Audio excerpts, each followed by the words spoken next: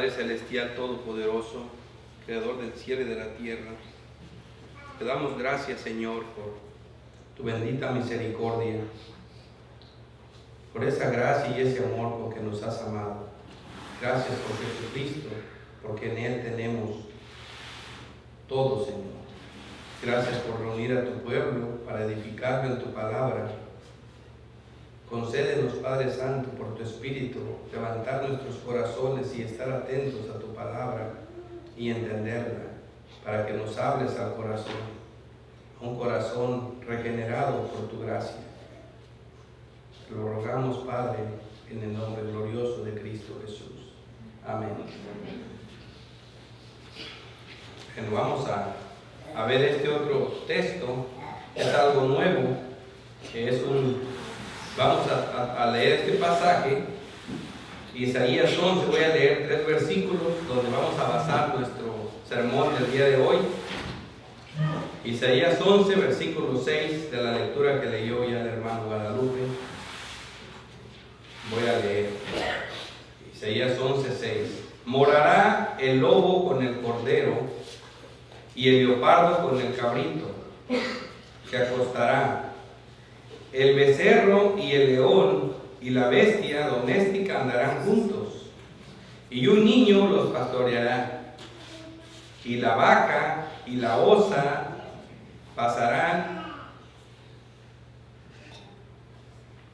sus crías se echarán juntas, y el león como el buey comerá paja, y el niño de pecho jugará sobre la cueva del áspid, y el recién destetado extenderá su mano sobre la cueva de la víbora. Es una profecía del profeta Isaías. Leímos todo el contexto vamos a verlo, todo el capítulo para ponernos más en contexto, pero es una profecía que Dios hablaba. Era una profecía que tenía que ser predicada por Dios, o sea, por el profeta, que tenía que hablarle al pueblo lo que ocurriría en los próximos años, porque en estos tiempos que Isaías escribe, aproximadamente 750 años antes de Cristo, no era así que todo el mundo tenía acceso al Evangelio. Había un pueblo, una nación escogida, un pueblo por gracia escogido, y a él Dios le había revelado sus pactos, sus promesas y su palabra. El mundo entero no era así. Pero aquí el profeta hace una profecía diciendo que va a llegar un momento que eso va a ser así. Que el Evangelio, la palabra de Dios, no solo va a estar para los israelitas, sino para todos los demás. Que va a llegar el día que esto se va a extender de tal manera que van a convivir juntos el lobo y el cordero. Desde ahora les digo, antes de que lo explique, obviamente lo voy a explicar con las escrituras, que cuando hablamos del lobo, hablamos de incrédulos, y corderos hablamos de creyentes. Esa es la clasificación del mundo: creyentes y no creyentes. Creyentes en Cristo y personas que no creen. Estos son animales. Y este texto es interesante porque este es el texto muy usado para basar un milenio. Esto es toda una teología errónea que se maneja en las iglesias. Y aquí ustedes dicen que este texto no es tan importante, pero no saben lo que este texto ha hecho a la doctrina. Por aquí, cuando hablan de amileniarista, premileniarista, postmileniarista, están hablando de un milenio. Que unos creen que este milenio, esta época dorada, donde ponen dibujos donde hay un lobo, un león, una vaca, y el niño juega con ellos, un paisaje bien bonito y una paz en todo mi santo monte. Y hacen esos dibujos porque literalizan estos pasajes. Y dicen que eso va a ser un milenio. Unos dicen antes de que Cristo venga, 1000 años, y otros después de que Cristo venga, 1000 años, donde habrá este tipo de paz. Y nosotros teológicamente somos amileniaristas. Nos dicen amileniaristas porque no creemos en ninguno de esos dos milenios, pero sí creemos en un milenio. La Biblia habla de un milenio. ¿Cuál es el milenio que nosotros creemos? El que estamos viviendo ahorita. Ahora, este es el que se va a probar por el texto. Nosotros vivimos en el milenio. Así que estamos en el tiempo donde la vaca, la osa y sus crías juegan juntos, donde mora el lobo con el cordero y no se hacen daño. Este es el tiempo ahorita.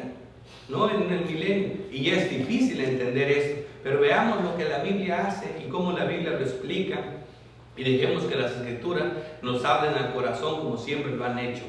Así que para esto, primero voy a ver, se llama el título del sermón, es como, se llama Viviendo entre lobos, viviendo entre lobos, entre incrédulos. ¿Cómo hacer estas cosas? Vamos a contestar 3 preguntas, viviendo entre lobos. ¿Cómo amarlos? Porque las Escrituras nos dicen que los amemos. ¿Cómo aborrecerlos? Porque las Escrituras nos dicen que los aborrezcamos. ¿Y cómo vivir con ellos hasta el día del Señor? Porque eso es lo que la Biblia nos dice. Estas preguntas son importantes y las vamos a tratar de contestar conforme vayamos desarrollando el sermón. Pero lo primero que vamos a ver un texto, porque estamos trayendo un pasaje de profecía, un pasaje profético, un pasaje de Isaías. Entonces tenemos que tener ciertas reglas, ciertos versículos que nos ayudan que son como bases para entender. Este versículo es como si fuera una regla hermenéutica que nos permite desarrollar un tema sabiendo que este pasaje no se tiene que entender de una manera literal, sino de una manera que el Nuevo Testamento lo interprete. Así que este pasaje nos va a ayudar mucho. Por ejemplo, en Lucas 24, versículo 27, es un pasaje solamente para tener un mejor entendimiento de lo que vamos a ver. Este pasaje dice: y comenzando desde Moisés y siguiendo por todos los profetas, les declaraba en todas las Escrituras lo que de él decía. O sea que todas las Escrituras hablan de Cristo. Y les dijo, el 44, estas son las palabras que os hablé estando aún con vosotros, que era necesario que se cumpliese todo lo que está escrito de mí. ¿Dónde, Señor? En la ley de Moisés, en los profetas y en los salmos. Aquí estamos viendo un profeta hablando, todo hablan de él. Así que esta escritura habla de Cristo, como comienza aquí: saldrá una vara del tronco de Isaí y un vástago retoñará de sus raíces. ¿Entienden esto? Muchos ya lo saben, pero si analizan el texto literal, está diciendo: saldrá una vara del tronco, un tronco, y va a meter una varita para arriba. Eso es literal, del tronco de Isaí. ¿Quién es Isaí? Y un vástago retoñará de sus raíces. Un vástago es un muchachillo, retoñará de esas raíces. ¿Cómo será eso? Un retoño, un vástago, un retoño también. ¿Qué es eso? Ahorita no tenemos problemas, se trata de Jesucristo, del hijo de David. Isaí es el papá. Aquí tenemos a Isaí, es el papá de David. Eso lo sabemos todos. Isaí es el papá del rey David.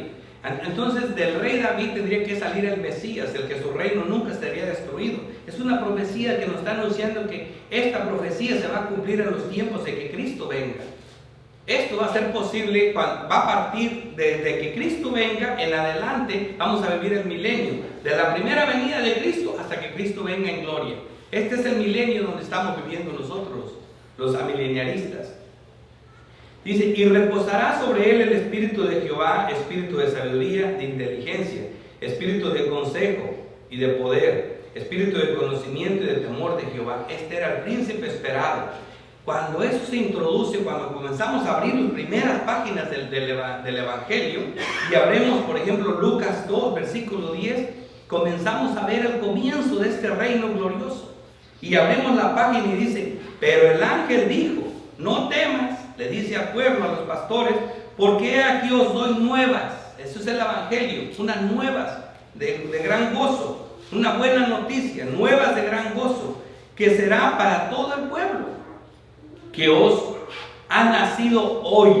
Se cumplía la promesa: hoy, en la ciudad de David, un Salvador. Es esta vara, este renuevo que retoña del tronco de Isaí, que es Cristo el Señor, el soberano, el dueño, Dios, el Mesías esperado. Aquí venía, aquí anunciaba. Ahí comienza esta promesa, esta profecía que ahora vamos a ver desarrollada en el profeta Isaías. Y por eso me fui a ciertos versículos, porque estos versículos nos van a ayudar a tener un entendimiento. Oyendo al versículo 4 de este mismo Isaías 11, para que tengamos un entendimiento, dice: sino que juzgará con justicia a los pobres. Acuérdense que estas palabras son importantes. Juzgará con justicia. Acuérdense, ¿Cómo se puede amar y ser justo? Son cosas muy diferentes. Amar y ser justo. Él juzgará con justicia. No será un corrupto, no, con justicia. Y eso tiene un peso. Arguirá con equidad por las manos de la tierra, por los mansos de la tierra, y herirá la tierra con la vara de su boca. Solo habla. Con la vara de su boca y con el espíritu de sus labios matará al impío. Esta profecía es increíble. Esta profecía es lo mismo que Pablo nos dice en 2 Tesalonicenses 2:8.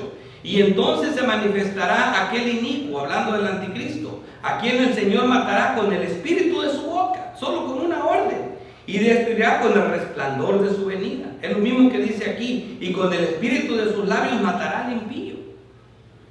Está hablando de este Dios, de este Cristo. ¿Y por qué lo describe en sus dos etapas? Es un Salvador. En su etapa de Salvador es una maravilla. Él no viene a juzgar a nadie, viene a salvar a las personas, pero también nos habla de que es justo y que va a venir en justicia y matará al impío con el resplandor de su boca, con lo que diga. O sea, estas dos naturalezas van, porque si las perdemos de vista no vamos a entender nada del pasaje y las vamos a ir desarrollando así.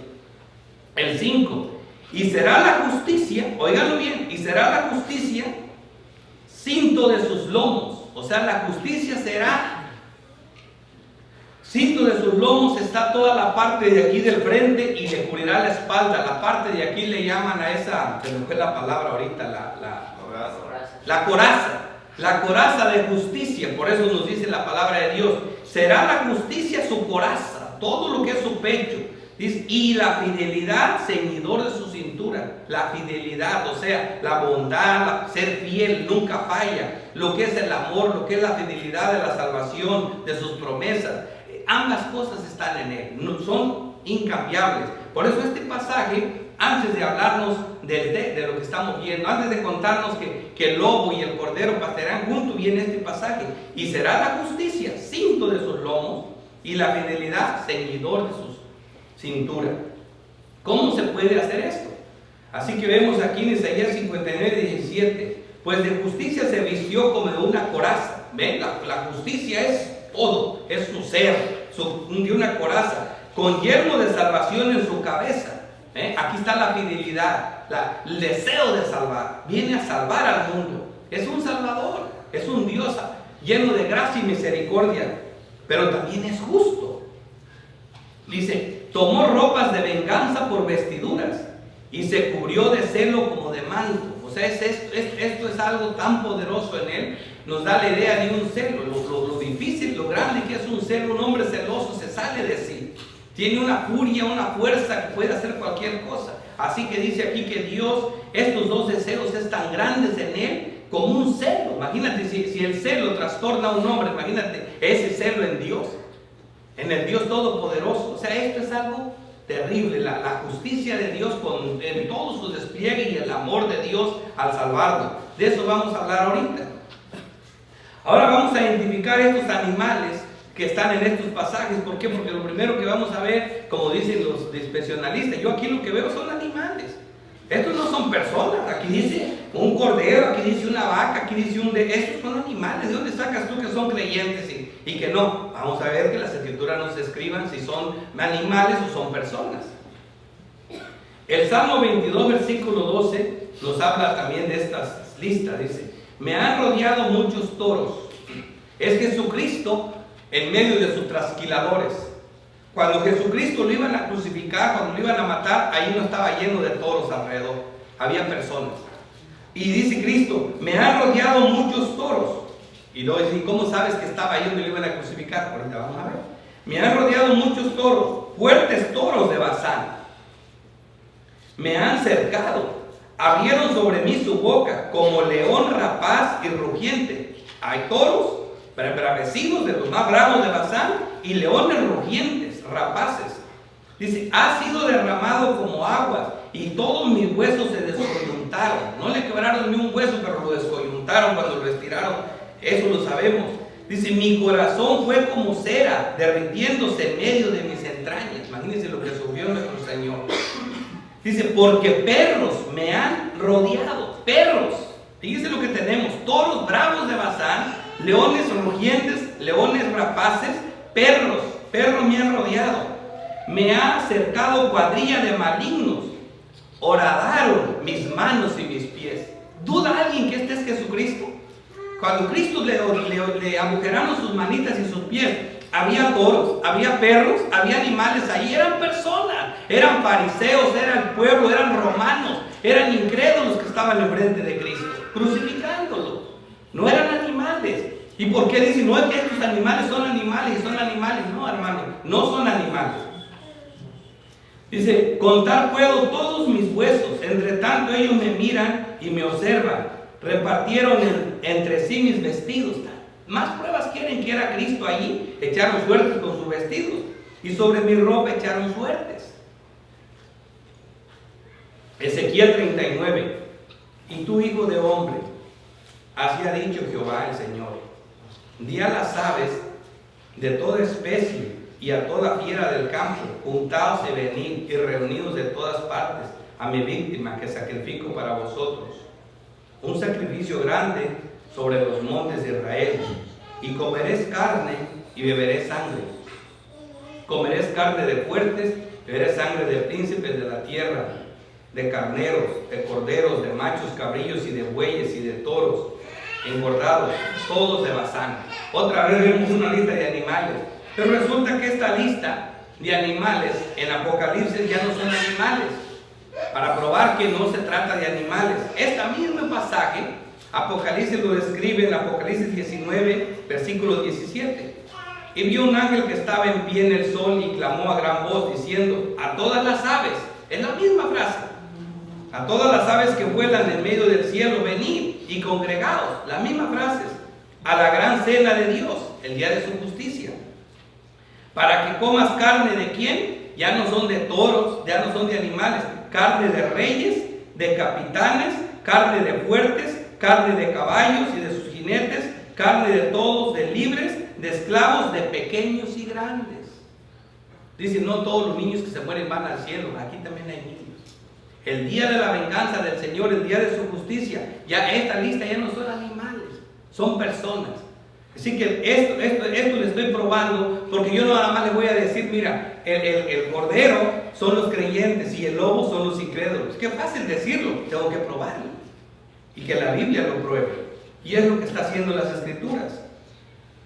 ¿Cómo debemos interpretar la profecía? Es otra de las bases. Como la interpretaron Cristo y los profetas, o los apóstoles, perdón. Como la interpretó Cristo y los apóstoles. El Apocalipsis es un libro profético y por eso lo interpretamos de acuerdo a cómo lo interpreta Cristo y los apóstoles. Y esto que estamos viendo es una profecía. Así que estos mismos pasajes que estamos viendo en Isaías 11, 6, 7 y 8, aquí los vamos a ver cómo Cristo los interpreta. Primero cómo Cristo y luego cómo lo desarrollan los apóstoles. Los apóstoles lo explican mejor. Cristo nos lo habla todavía en un lenguaje de parábola. Pero los apóstoles nos lo van a explicar clarito, o sea que voy por pasos. Cristo nos lo interpreta con Mateo 13, en una parábola. Mateo 13, versículo 36. Este es como lo interpreta Cristo, este pasaje. Vamos a ver esta escena acá con Cristo. ¿Qué escena vimos? Escena de animales que comen carne con animales domésticos, juntados, sin que haya pleitos. Eso es lo que vimos en los pasajes que leímos. Es una escena rara. Una escena donde el buey y el león comen vaca. Una escena donde nadie se hace daño en el Santo Monte. ¿Cómo es posible convivir con estas personas? ¿Cómo es posible algo así? ¿Y por qué es así? ¿Por qué tiene que ser así? Cristo aquí nos lo pone en una parábola y luego los apóstoles lo van a explicar claramente. Mateo 13, versículo 36. Entonces, despedida la gente, entró Jesús en la casa. Y acercándose a él, sus discípulos le dijeron, explícanos la parábola de la cizaña del campo. Aquí le está diciendo que le explique la parábola de la cizaña del campo. Acuérdense que a estas alturas apenas, ya está aquí explicándole a los discípulos, pero ya está, primero hay una parábola, aquí ya está explicándola. Yo no voy a leerle la parábola, solo la explicación. Ya le está explicando. Respondiendo él les dijo, el que siembra la buena semilla es el Hijo del Hombre, el campo es el mundo, El campo es el mundo. Oiga, esta es la explicación de Cristo y a sus discípulos. Por eso le digo, aquí está claro. Primero hay una parábola, pero aquí ya se las está explicando a ellos. En privado a ellos les era concedido saber los secretos del reino. La buena semilla son los hijos del reino y las cizañas son los hijos del mal. Ahora ya entienden que la semilla no es semilla, que la cizaña no es como dice, una mente literal no cabe. Por eso siempre nos explica, las cizañas son los hijos del malo. Entonces la cizaña no es la semillita que se parece al trigo. No, son los hijos del malo. Y el enemigo que la sembró es el diablo. La ciega es el fin del siglo. Bueno, fíjense cómo Dios lo va explicando. Y los segadores son los ángeles. De manera que como se arranca la cizaña y se quema en el fuego, así será en el día del fin de este siglo. Enviará el Hijo del Hombre a sus ángeles y recogerán de su reino todo lo que sirva de tropiezo y a los que hacen iniquidad, y los echará en el horno de fuego. Ahí será el lloro y el crujir de dientes. Entonces los justos resplandecerán como el sol en el reino de su Padre. El que tiene oídos para oír, que oiga. Aquí está la parábola explicada. Cristo nos está diciendo lo siguiente, que eso que tú ves, animales, esos lobos, esos ovejas, corderos, esos becerritos conviviendo con lobos, con leones, con tigres, con esos animales, el niño metiendo su dedo en la cueva de la víbora y que no le haga daño, lo estamos viendo ahorita, en esta parte, porque este es el tiempo donde Cristo está reinando y nosotros tenemos esa forma de convivir con esas personas. ¿Por qué? Porque el enemigo sí sembró la cizaña y vienen los segadores. Señor, ¿qué hacemos con esto? ¿La quitamos? ¿Comenzamos a matar todos los lobos? ¿Matamos a los lobos, a los leones, a los osos, toda esa gente porque es peligro? No toque nada. ¿Por qué? Porque no quiero que vayan a dañarme al trigo. Espérense hasta eso me toca a mí. La venganza es para mí. Siempre los hombres quisieron hacer justicia por sus propias manos. ¿Qué le dijeron los apóstoles? Señor, ¿ya hacemos pedir fuego para quemarlos? Cálmense, eso no es para ustedes, eso es para mí. Nosotros no tenemos que hacer esa guerra, espérense, me toca a mí. Y es lo que estamos viendo aquí en este pasaje. Aquí ya vemos esta explicación de animales en una parábola explicada por Cristo y ya comenzamos a entender, ok, entonces eso tiene que ser así hasta que Cristo venga. Hasta estamos viviendo el milenio. Porque ya Cristo vino la primera vez y ahí comienza esto. Ahora el Evangelio se extendió a todo el mundo. Tenemos personas, hermanos en todo el mundo que creemos a Cristo. Y ahí estamos conviviendo con personas que no creen a Dios.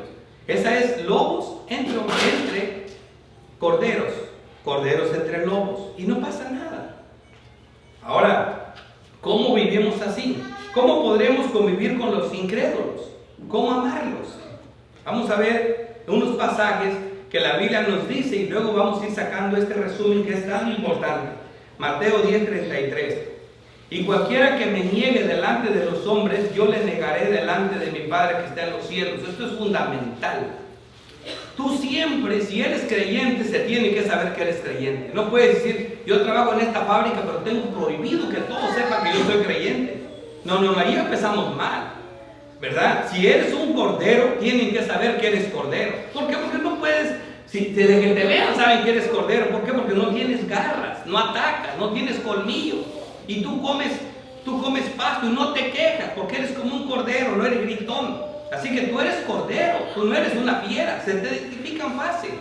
Luego van a saber quién eres. Por eso a cualquiera que me niegue delante de los hombres, así que si tú me niegas, tú no eres creyente. Yo también le negaré delante de mi Padre que está en los cielos. No penséis que he venido para traer paz a la tierra. No he venido para traer paz sino espada. No, pero pues aquí vemos esta paz entre estos animales. Vamos a ver. Porque he venido para poner en disensión. Esto es en pleito, disensión. Aquí hay un pleito. Al hombre contra su padre, a la hija contra su madre y a la nuera contra su suegra. Y los enemigos del hombre serán los de su casa. El que ama a padre o madre más que a mí no es digno de mí. El que ama a hijo o a hija más que a mí no es digno de mí. Fíjense lo que está diciendo la palabra de Dios. Lucas 14:25. Grandes multitudes iban con él y volviéndose le dijo: si alguno viene a mí y no aborrece, ahora va más allá, y no aborrece a su padre y madre y mujer e hijos, y hermanos y hermanas, y aún también su propia vida. No puede ser mi discípulo. Y el que no lleva su cruz viene en pos de mí, no puede ser mi discípulo. Imagínense. Ahora se nos pone más difícil. Mire, por años hay una explicación de nosotros entre los reformados y en la doctrina sana, que aborrecer aquí no es aborrecer. Y por mucho tiempo yo dije, bueno, parece que sí es, no es aborrecer. Dios escoge. ¿Por qué Dios? ¿Por qué dicen ellos que aborrecer no es aborrecer? Que porque Dios no puede decirte que aborreces a tu padre. Si hay un mandamiento que en la misma Nuevo Testamento nos dice que honres a tu padre y a tu madre, ¿cómo lo vas a aborrecer? ¿Cómo Dios te va a decir que lo honres y luego te va a decir que lo aborrezcas? Pero eso es lo que está diciendo el pasaje. Tenemos un problema.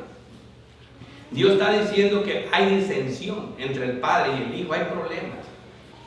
Es un poco complicado, pero miren, la situación es clara. Lo que estamos viendo aquí, en este pasaje, lo voy a dejar que la Biblia lo desarrolle solo, pero les adelanto una cosa, que sí es la palabra aborrecer, obviamente significa también de alguna manera te escogí o no te escogí, pero voy a probar por las escrituras que aborrecer es no solamente no te escogí, sino te rechacé. Aborrecer es lo que entendemos por aborrecer. También eso explica eso. Y las escrituras nos explican cosas increíbles. Por ejemplo, dos cosas que todos conocemos los que estudiamos la Biblia, que Dios habla de aborrecer y que dicen que es escogió y no escogió. Por ejemplo, a Jacob amé, mas a Esaú aborrecí. Y decimos que simplemente Dios amó a Jacob y a Saúl no lo escogió. Pero no, las escrituras nos dicen que lo aborreció y nos dan pruebas de que lo aborreció. Y eso nos pone en problemas más grandes para entender. Le voy a leer Malaquías 1:2. Y eso cuando yo les leo esto, es porque yo no puedo callar lo que la Biblia aclara. Voy a ver si solamente Dios amó a Jacob y a Saúl no, o realmente aborrecía a Esaú. Porque si lo aborrecía, simplemente le tuvo que hacer daño. Pero si no lo aborrecía, simplemente amó a Jacob y a él no lo amó. Si eso es así, vamos a ver qué dice la Biblia. Malaquías 1:2. Muchas veces nomás se cita Malaquías para decir que me robaste, que te robaste en los diezmos y en las ofrendas. No, nomás eso dice Malaquías, dice otras cosas interesantes.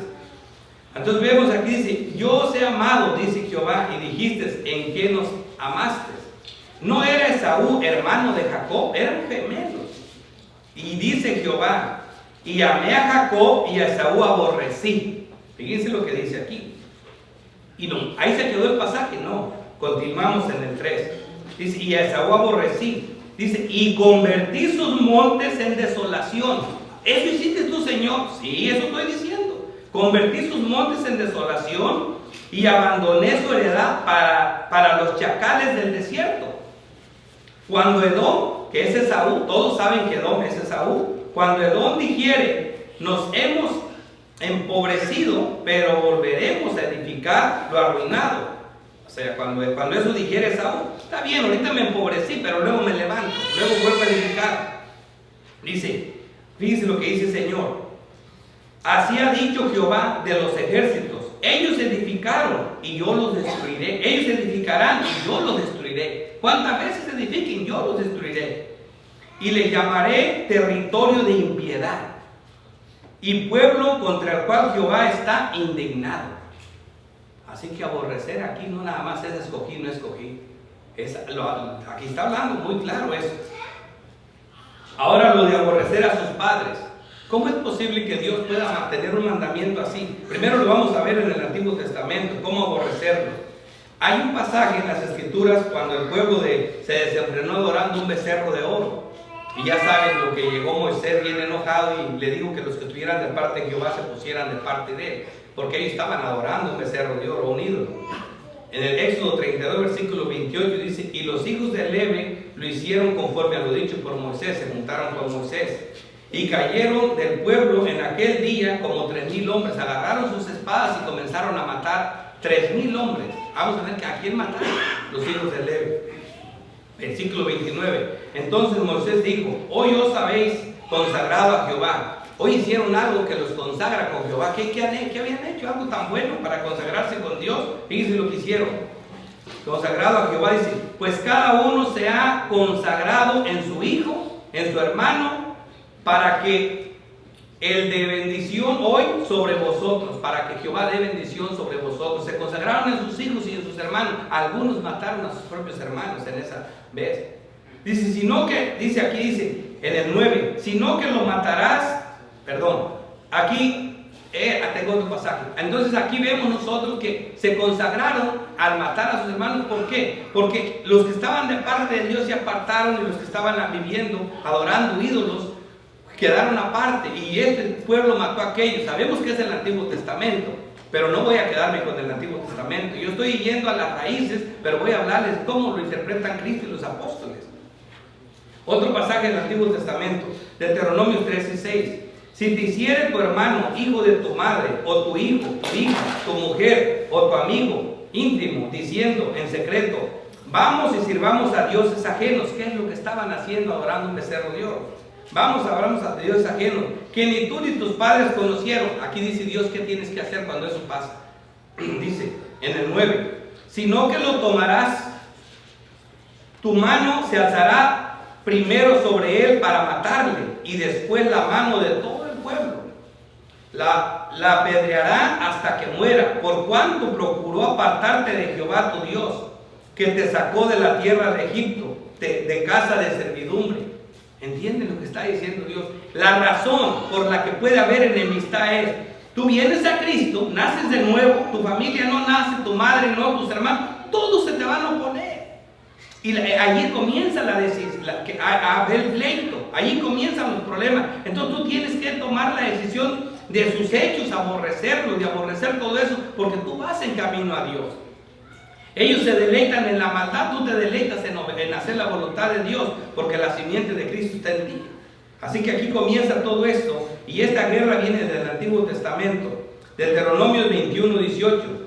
Si alguno tuviera un hijo contumaz y rebelde, que no obedeciera a la voz de su padre ni a la voz de su madre, y habiéndolo castigado no le obedeciere, y dirán a los ancianos de la ciudad, nuestro hijo es contumaz y rebelde, no obedece a nuestra voz, es glotón y borracho.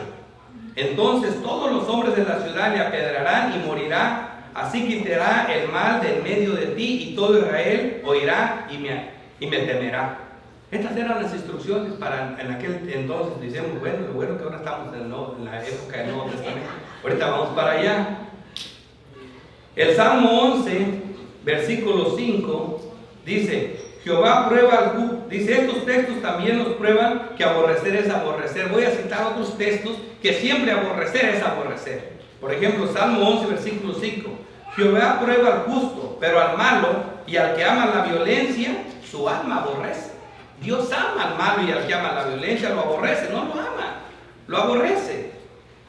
Primera de Juan 3:15. Todo aquel que aborrece a su hermano es homicida. Todo aquel que aborrece a su hermano es homicida.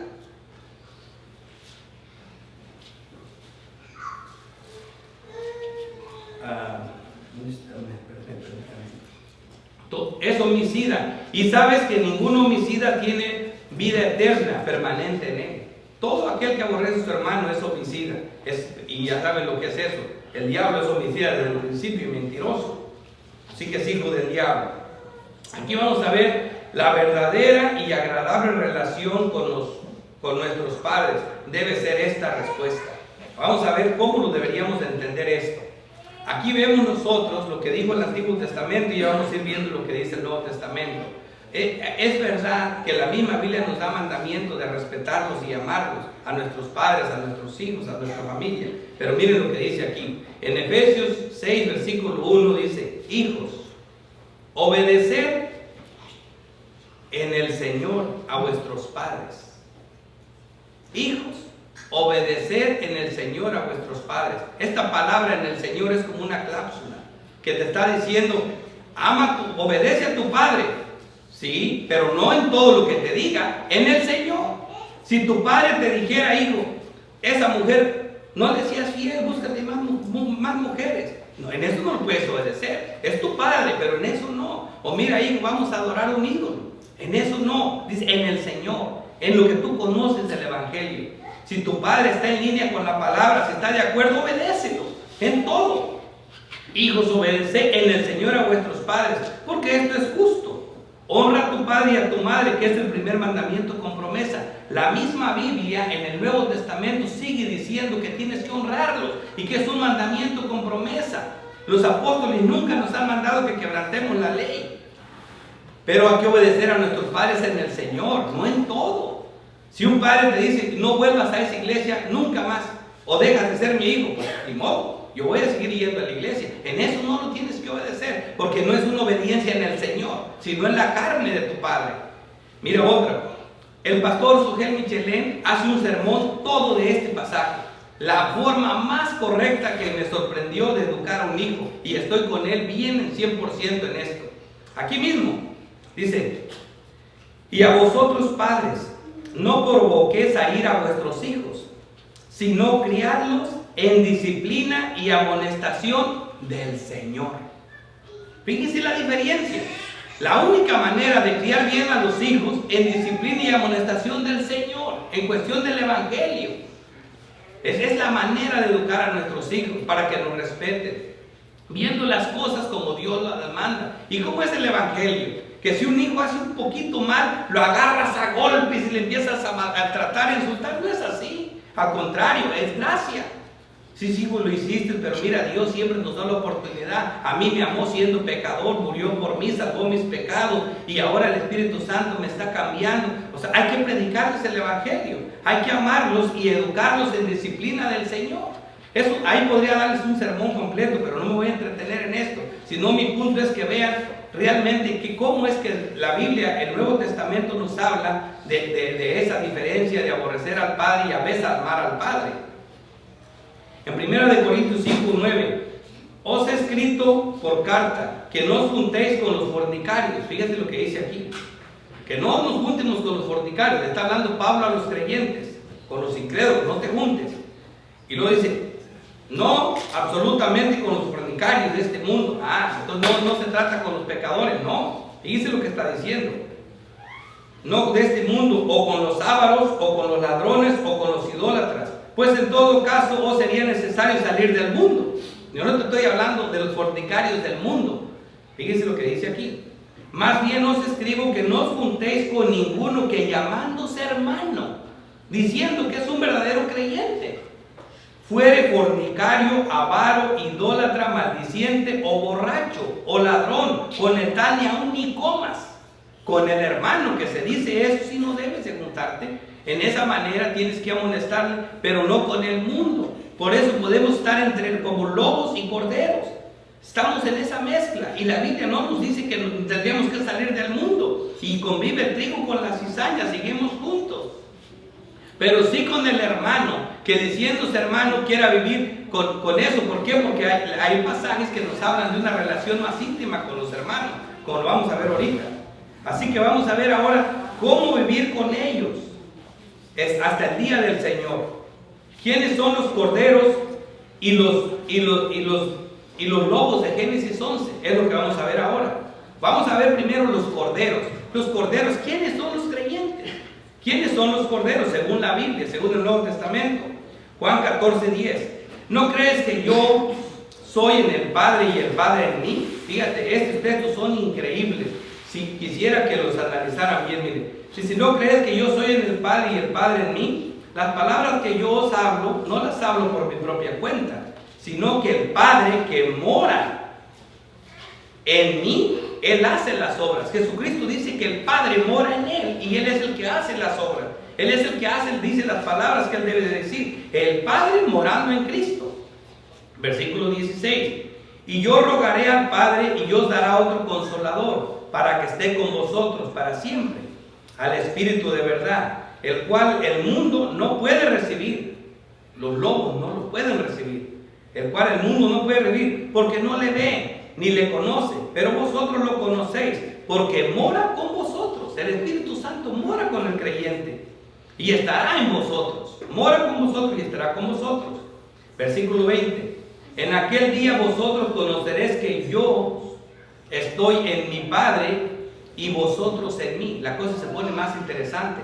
Dice que el Espíritu Santo está en el creyente, pero aquí dice, en aquel día vosotros conoceréis que yo estoy en mi Padre. Eso ya lo habíamos visto, que el Padre y el Hijo están uno en el otro. Dice, y vosotros en mí, y yo en vosotros. Imagínense qué clase de conexión. Y aquí viene este versículo, que son de los más poderosos en este pasaje, el 21. El que tiene mis mandamientos y los guarda. ¿Ven por qué es tan importante que al hermano, que llamándose hermano, sea un borracho, fornicario, mentiroso? Toda esa persona, eso sí es un problema. Ese no puede pasar por lobo, por cordero, perdón. Dice, el que tiene mis mandamientos y los guarda, ese es el que me ama. Ese es el que me ama. No puedes amar a Dios cuando no lo respetas, cuando vives impíamente. Un impío es una persona que vive de espaldas a Dios. Un impío es una persona que no toma en cuenta a Dios. Un impío es una persona que vive como si Dios no existiera, como si no le va a dar cuentas a Dios.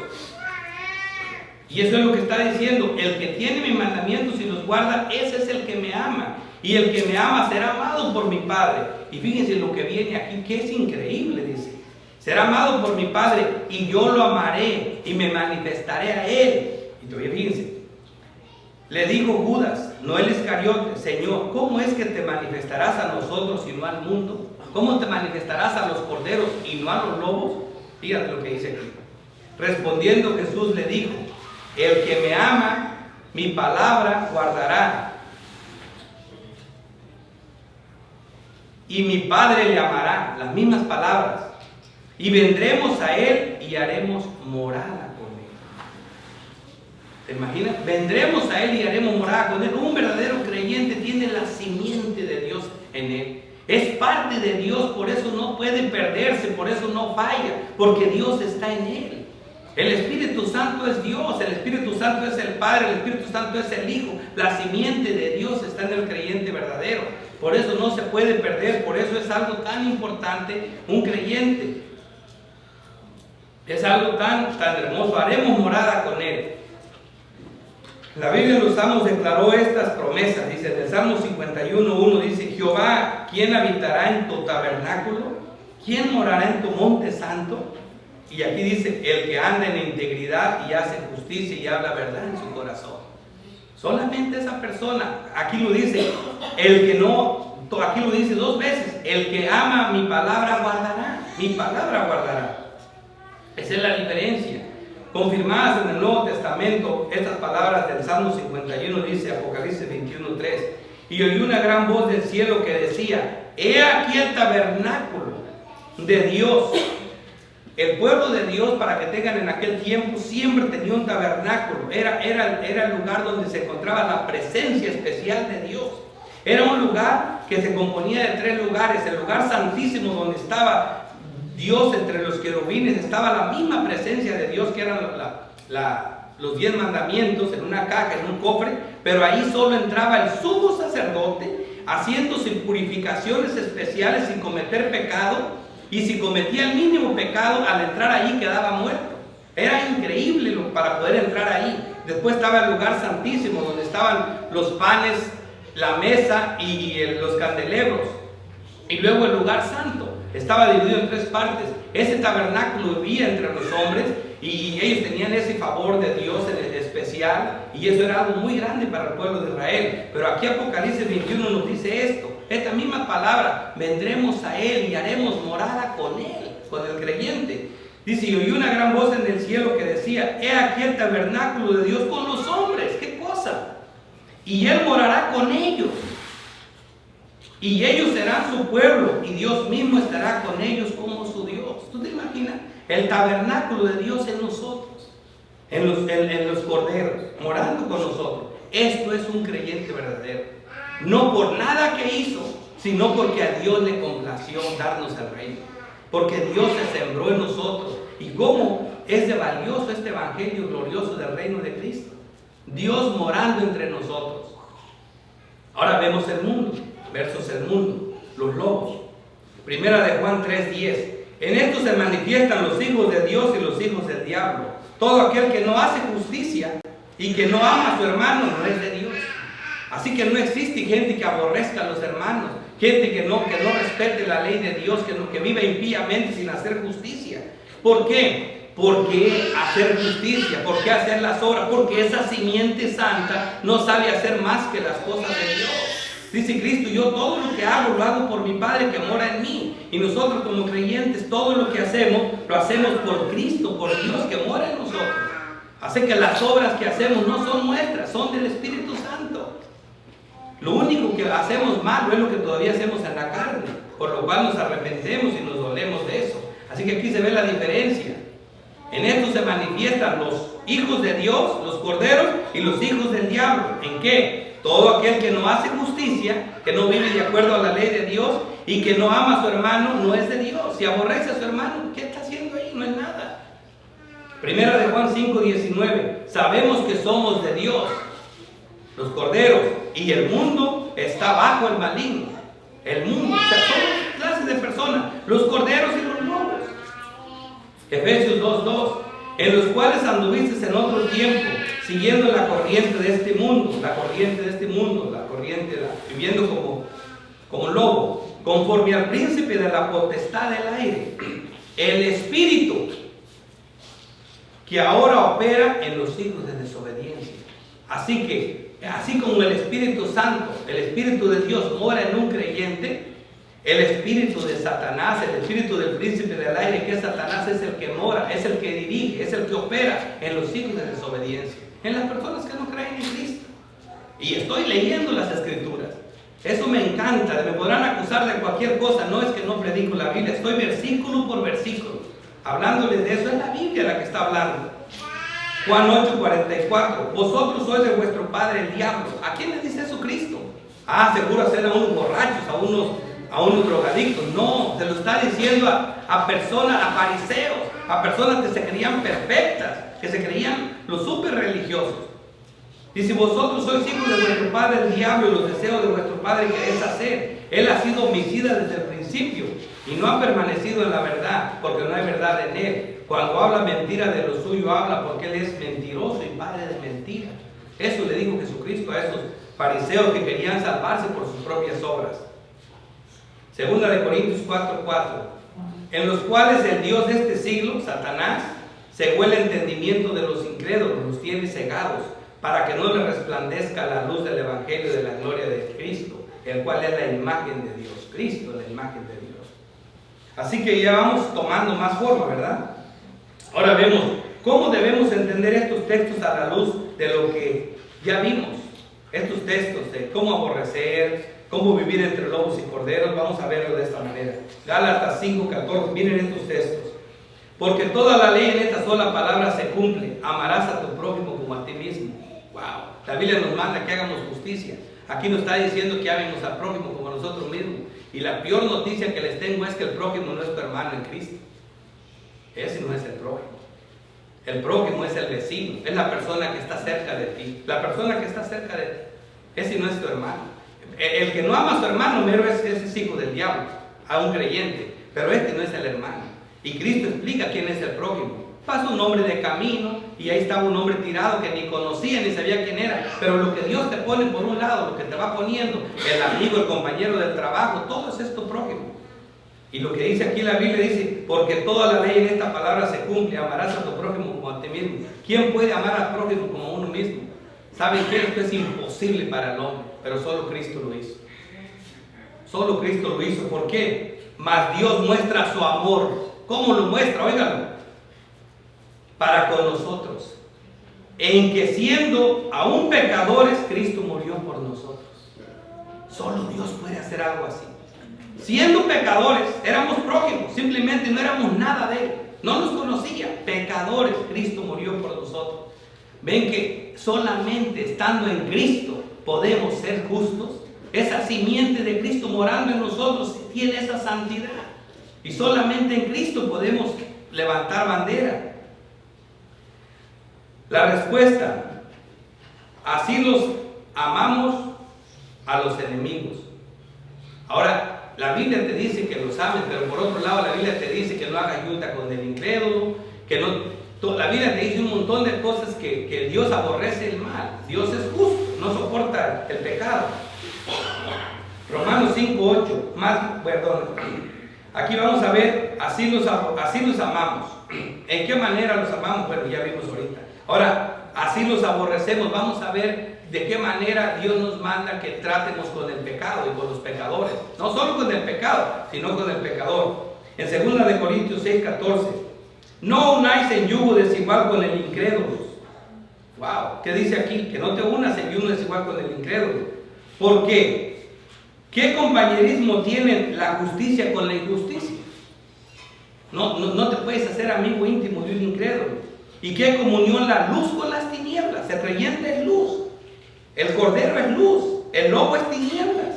¿Qué compañerismo? No hay, pero aquí está diciendo que hay un compañerismo. Fíjense cómo son las cosas. ¿Y qué concordia Cristo con Belial? ¿O qué parte el creyente con el incrédulo? Fíjense cómo traigo los pasajes para confrontarlos, para poder entender las Escrituras. ¿Y qué concuerda? ¿Y qué acuerdo hay entre el templo de Dios y los ídolos? Así pone estos contrastes. Que tener una paz con el creyente es como ídolos y Dios. Porque vosotros sois el templo del Dios viviente. Como Dios dijo, habitaré y andaré entre vosotros. Eso es lo que somos nosotros. Dios mora con nosotros. Habitaré entre ellos y seré su Dios y ellos serán mi pueblo, dice, por lo cual salid de en medio de ellos y apartaos, dice el Señor, y no toquéis lo inmundo y yo os recibiré. Fíjate cómo Dios te manda que te apartes, pero estamos viviendo juntos, creciendo juntos, el trigo y la cizaña, y eso va a seguir así hasta que el Señor venga. Y Dios te dice, salid de ella, pueblo mío, no te contamines con su maldad. Tú puedes hacer eso. Mira lo que dice aquí, 1 Juan 3:10. En esto se manifiestan los hijos de Dios, bueno, eso ya lo vimos, y lo del diablo, en que todo aquel que no hace justicia y no ama a su hermano no es de Dios. O sea, no hay manera de permanecer en la impiedad, no hay manera de estar cerca del pecado y ser hijo de Dios. Y aquí vamos a ver, y por último, y a manera de aplicación, dice, así convivimos con ellos hasta el día del Señor. No se preocupe que les voy a explicar bien. Ahorita estoy sacando todo revuelto pasaje y parece que cada vez la cosa se complica más. ¿Cómo vivir entre corderos? ¿Cómo vivir? Aborreciéndolos, porque es lo que la Biblia nos dice, y amándolos, y luego al hermano si lo tienes que amar. No, es un montón de cosas. Ahorita vamos a ver. No me voy a ir sin aclararles esto. Así que vemos aquí, dice, así convivimos con ellos.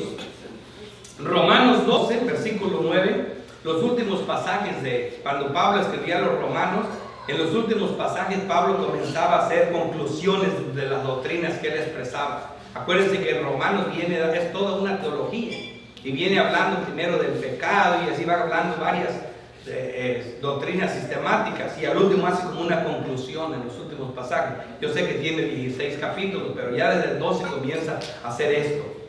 Romanos 2, versículo 9, dice, el amor sea sin fingimiento, aborrecer lo malo, seguir lo bueno, punto. Esto no va a cambiar nunca, aborrecer lo malo y seguir lo bueno. Así que, pero ¿cómo la Biblia nos dice que amemos a los enemigos? Oigan bien, ahorita viene eso. Amaos los unos a los otros con amor fraternal, entre hermanos. En cuanto a honra, prefiriendo los unos a los otros, compartiendo para la necesidad de los santos, practicando la hospitalidad, bendecí a los que os persiguen, bendecí y no maldigáis. Esto está hablando del asunto con el prójimo. Gozaos en los que se gozan, llorad con los que lloran, unánimes entre vosotros, no altivos. No te sientes orgulloso. ¿Por qué te vas a sentir orgulloso? ¿Por qué vas a menospreciar a los incrédulos? ¿Por qué? Porque Dios tuvo misericordia de ti, puso tu espíritu en ti. ¿Qué hiciste tú? Dios mostró su amor por ti cuando tú eras un pecador, porque ahora te crees altivo. ¿Por qué te crees que tienes algo más? No pagues a nadie mal por mal. No hagas eso. Procurad lo bueno delante de todos los hombres. No delante solo de los hermanos, de todos los hombres. Si es posible, en cuanto dependa de vosotros, si es posible, obviamente no es, estad en paz con todos los hombres.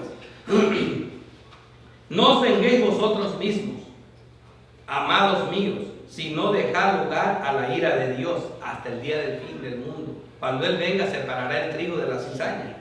Porque escrito está, mía es la venganza, yo pagaré. ¿Por qué? Porque hay que respetar lo que está escrito. Así que, si tu enemigo tuviere hambre, oye lo que dice aquí. Con este pasaje voy a aclararles el asunto, pero no pierdan de vista este pasaje. Dice, si tu enemigo, ¿quién es tu enemigo? El lobo. El lobo. Si tu enemigo tuviera hambre, dale de comer. Si tu enemigo sed, dale de beber. Pues haciendo esto, ascuas de fuego amontonará sobre tu cabeza. ¿Sobre la cabeza de quién? Del enemigo. La Biblia nunca lo deja de llamar enemigo. Nunca lo deja de llamar de enemigo. Una persona que es un incrédulo, sí, siempre, el lobo siempre va a ser el enemigo. Van a crecer juntos la cizaña y el trigo. El lobo siempre va a ser enemigo. Pero Dios nos dice, ustedes van a luchar con ellos. Ustedes tienen que aborrecer sus acciones, sus hechos. ¿Sabes de qué manera? El problema que nos confunde es esto. ¿Sabes de qué manera vamos a hacer esta pelea, esta guerra? Todo el problema es el arma que Dios nos dice que usemos. Hacerles bien. Hacerles bien. Ese es el único problema por lo que no podemos entender este pasaje. ¿Son enemigos? Sí. ¿Hay que atacarlos? Sí. Dice, ascuas de fuego. ¿Sabe cómo era esto? En el tiempo de que se escribió la Biblia, eran cañones. Sería lo equivalente a un cañón de fuego que le avientes al incrédulo sobre su cabeza. Haciendo esto, ascuas de fuego amontonará sobre su cabeza. Lo estás atacando. Pero la Biblia te dice, hazle el bien. Acuérdate que nosotros tenemos la simiente de Cristo y Cristo mostró su amor para con nosotros, que aún siendo impíos, aún siendo malos, Él murió por nosotros. Así que lo que puedes hacer con los enemigos, con la gente, con los lobos y allá afuera, no es que ames sus hechos, sus acciones, no, atácalos, pero hazles el bien. Si tú ves en el trabajo un hombre malo, un homosexual, un borracho, lo que sea, hazle el bien cada vez que puedas. Hazle el bien, haciendo esto lo atacas. Él te va a preguntar, ¿por qué haces esto? Dice, porque amo a Cristo. No lo nieguen nunca, porque el que lo niega no es creyente. Amo a Cristo y lo hago en el nombre de Cristo. Te hago este bien en el nombre de Cristo. Y hazle el bien. ¿Cuál es el bien? El mismo que hizo Dios con nosotros. ¿Cómo nos mostró su amor? Que siendo pecadores murió por nosotros. ¿Y qué es morir por nosotros? Su muerte en resurrección logra la salvación a nuestras almas. Así que amando a las personas, predicándoles el Evangelio, les hacemos el bien más grande que ustedes puedan imaginar. A cualquier tipo de pecador, no le importa a uno lo que sea, hay que predicarle el Evangelio. Pero no llegando primero, hey, tú sabes que siendo eso te vas a podrir en el infierno porque eres un gay, Dios te aborrece. No, Señor, primero hazle el bien para que te dé oportunidad de predicarle el Evangelio. Hay que predicarles el Evangelio, pero hay que hacerles el bien. No que te acomodes a ellos, que te pases en los clubs gay con ellos, bueno, en las borracheras con los borrachos, compartir, porque yo tengo que amarlos. No, Señor, tú no, son tus enemigos. Pero la manera de atacarlos es haciéndoles el bien. Haciéndoles esto, ascuas de fuego se amontonará sobre su cabeza. Por eso no entendemos esto. Por eso esa constante controversia. Ay, la Biblia nos dice que los amen, pero la Biblia dice que no nos juntemos con ellos, que no hagamos junta desigual. Es verdad. La comunión con los santos está bendecida. La comunión con los hermanos es abad. No puede existir hermanos que se aborrezcan porque tenemos el mismo espíritu. Pero si las personas afuera, nosotros conviviendo entre los lobos, tenemos que predicar el Evangelio, pero no como locos. Dice Pablo, oren para que Dios nos abra puertas. No llegar, el Cristo te ama, tiene un plan maravilloso para ti. Quítate, que no me estés hablando de eso. No, demuéstrale tu amor. Yo sé que todos tenemos en nuestro trabajo personas cerca de nosotros. ¿Cómo le vas a predicar el Evangelio si te invita, hermano, le invita a una fiesta? Ah, no, yo no voy a fiesta de borrachos. Ve con él. Cristo fue a fiesta de borrachos, de comedores de vino, de hombres despreciables. Y ahí les predicó el Evangelio. ¿Ustedes saben quién era Zaqueo? Era de los peores hombres, era un traidor para la patria, explotaba a sus hermanos, hacía crimen con ellos, y Cristo fue a su casa a comer con él, y le predicó el Evangelio y está en el cielo. Así que no es eso, no es la manera, es que los reformados nos equivocamos mucho en eso, hermano. Siempre queremos vivir apartados como si fuéramos unos sectarios. Ay, que la santidad y la santidad. ¿Qué santidad si la santidad es Dios? Es Dios en nosotros. Nosotros tenemos que predicar el Evangelio. Y si es verdad que los hermanos, los creyentes verdaderos, si alguien vive como un impío, lo tenemos que amonestar. Con amor, no creyéndonos más que él. Pero sí tenemos que amonestarlo. No se puede ser así. O están negando la fe y poniendo tropiezo a la verdadera religión. Así que podemos convivir con lobos, podemos estar entre ellos, y el día del Señor Él va a separar. Él va a separar al trigo, a los graneros y a la cizaña, al fuego eterno que nunca se apagará. Así que no seamos duros con las demás personas. Tenemos que estar afuera, conviviendo con ellos, esperando la oportunidad para orando por ellos, haciendo bien todo el tiempo, no solo a los hermanos de la fe, sino a los de afuera, pero no haciendo yunta con ellos, no viviendo con ellos, como no deleitándote tú en lo de ellos. No, tú tienes tu deleite porque tú eres Cristo. Por eso primero me aseguré que entendieras qué es un cordero y qué es un lobo. Y ahora sí, métete entre ellos. Pero no, por eso sal de ella, pueblo mío. Si estás entre ellos, pero no estás con ellos. Pablo lo dice. Andaba con ellos, pero no era como ellos. Hacía las cosas de ellos, pero yo no soy así. Eso es verdad. No vayan a ser como muchos que dicen eso, decía Pablo, y empiezan a andar de paso. No, es que estoy aquí con estos, pero estoy ahorita borracho porque me vine a predicarles el evangelio y ellos son borrachos y yo tengo que andar con ellos. No, eso no lo puedes hacer. Porque entonces ¿cómo le va a predicar las tinieblas a las tinieblas? Acuérdense que estamos claros que el creyente es luz. Los corderos son luz, los lobos están en tinieblas. La luz tiene que entrar y resplandecer entre las tinieblas, tiene que verse de esa manera. Espero en Dios que nos hayan entendido y que Dios nos haya hablado por medio de su palabra. Voy a orar para concluir. Padre Celestial, Dios Todopoderoso, Creador del cielo y de la tierra, te damos gracias, Señor, por tu palabra santa. Te damos gracias por esas buenas nuevas de que hoy nos nació en la ciudad de David un Salvador, que es el Cristo, que es el Dios, que es el Rey nuestro. Hoy nos nació en la ciudad de David. Ahí está, Señor, en su etapa de siembra, listo para sembrar el Evangelio, listo para salvar. Ayúdanos, Padre Santo, a predicar el Evangelio antes que llegue en su etapa de siega, a puro mandar a los impíos al fuego que no se apagará. Concédenos a todos por separado, buscar la oportunidad de hacer el bien, de luchar haciendo el bien y predicar el Evangelio a toda criatura, porque te lo pedimos en el nombre glorioso de Cristo Jesús. Amén. Amén.